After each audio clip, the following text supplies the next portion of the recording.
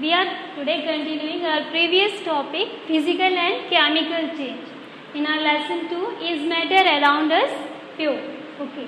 We have done changes are of two types, physical change and chemical change based on their properties, change in their properties.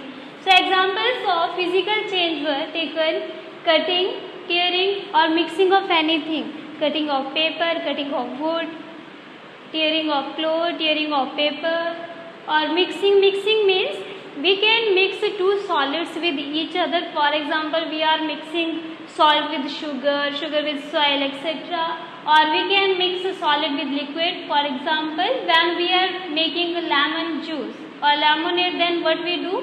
We mix lemon juice, salt, sugar in water. So mixing of anything is also example of physical change, because only physical properties are changing. Why it is called this, we will study in detail in next topics. And chemical change, burning of anything, burning of paper, burning of cloth, burning of wood, cooking of food, and rusting. Rusting is also one example of chemical change in which iron gets rusted and converted into iron oxide, that is called rust. Okay. But there are few changes which include both physical and chemical change. That means here both changes are compulsory. In this we include only that changes where both physical and chemical changes are compulsory. So first of all, I am taking example of burning of candle. In your home also you have burned the candle, and what you see, what happened? First of all, here melting of wax takes place. It is compulsory for the wax to melt, otherwise candle will not burn. And after that, burning of these wax vapors. When we burn the wick of the candle, this is candle, this is the wick. First of all, what we do? We put fire on this wick. By taking heat from here, this candle starts to melt. Now what happened?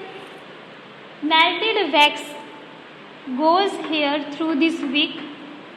It converts into vapors, and then that vapors burn in this flame and produces light. So for burning of candle, these two are important. If wax not melt, then candle cannot burn. So both are important, both are necessary. That's why burning of candle is included in both physical and chemical change. Not single physical, not single chemical. So now second example we have from our daily life, that is burning of LPG. LPG gas is used in kitchen to cook food. It is used in gas stoves. Here what happened? In first chapter I told you LPG gas is filled in gas cylinders by liquefying them. It is petroleum gas which is liquefied by applying pressure and decreasing temperature. This converts into liquid. This is LPG gas cylinder. Now gas is present in liquid form, but when it burns it is not in liquid form. What happened? When we on the regulator, then this gas, this liquid comes into pipe in the form of vapor. So first of all, liquid gas converts into gaseous form. That means it's a vapors form and comes in pipe to the gas stove here. So first change is change of state. Here liquid state converts into gaseous state. After that what happens? When this gas reaches the gas stove, then now it burns. Then burning of petroleum gas vapors takes place. So here also these two changes are compulsory. If gas is in a liquid form, it cannot burn directly. Firstly, it has to convert into gaseous state and then it can burn to produce heat or light. Okay. So these two were examples to show you that there are some changes in nature which are not single physical, not chemical. They include both changes and both are compulsory. This takes place step by step. In burning of candle, first step melting and second step is burning. Same in burning of LPG, first step is a change in state and second step is burning of gas. Okay. Now physical and chemical change complete. Next is we study matter according to this chapter name, that it is pure or impure.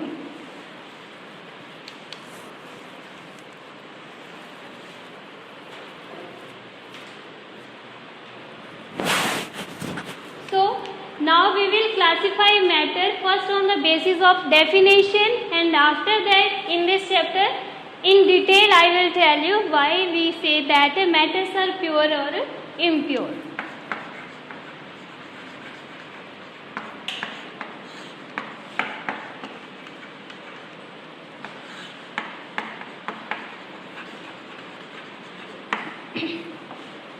Pure substances or matter. What is a substance? First term comes substance. What is a substance?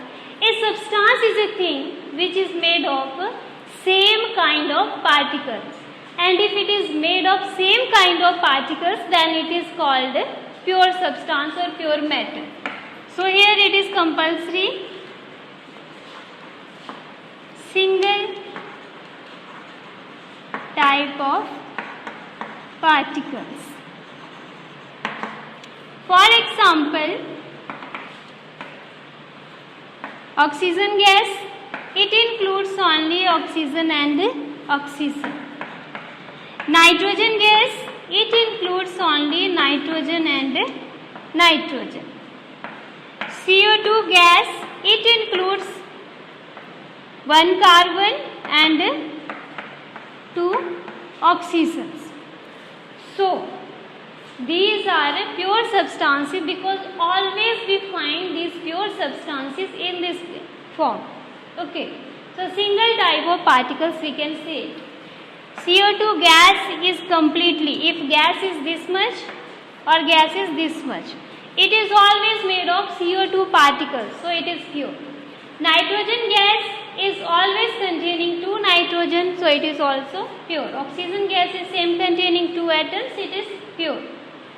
Impure substances are those substances which are made up of two or more pure substances. That means when two or more substances mix together, then they can form impure substance. For example, air.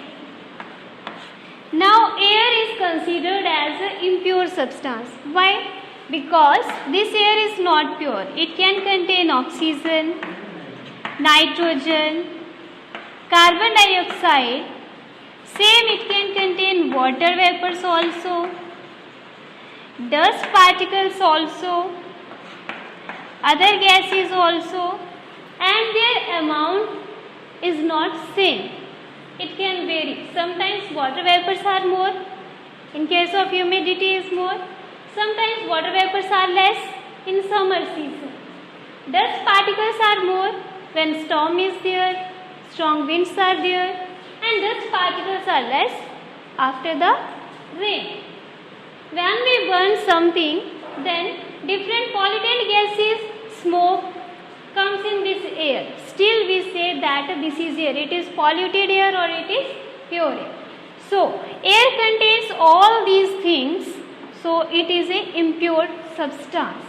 because these are not in fixed ratio. Impure substances are also called mixtures. Okay, so tomorrow onwards we will start pure substances in detail. Okay, thank you.